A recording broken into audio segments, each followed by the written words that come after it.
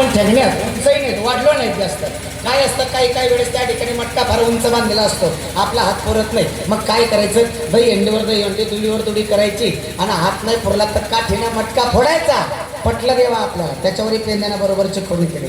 Number 3 काय म्हणले, देवा रानातले रानगोख करू ते द्या. तुमच्या आवाजानं जर एखादी गवडण जागी झाली आणि ते गवडण म्हणले पेंद्या तू इथेच मरतो, येऊच नको. आता जायच्या अगोदर शंका करतो, नाही मग आता गंमत अशी झाली, चोरीचा पहिलाच दिवस आहे. पेंद्या काय म्हणला, कृष्णा उद्घाटन चांगलं जोरात झालं पाहिजे बरं, तू काळजीच करू नको, उद्घाटनच करायचं तुला, पहिलाच दिवस आहे ना, चल निघाले सगळे चोरी करायला. पहिलाच दिवस, पहिलीच रात्री 12 वाजता एका घरी गेले. घर धाब्याचं होतं, दोन्ही दरवाजाचं घर, दोन्ही दरवाजाच्या कड्या लावल्यात आतून, त्यामुळे घरात जायला प्रवेश नाही. मग आता चोरी केल्या म्हणे, देवा आज काही चोरी होणार नाही, उद्घाटन होणार नाही. कृष्ण म्हणे, आगाऊपणा करू नको, तुला उद्घाटन चोरात करायचंय ना, झालं समजून घे.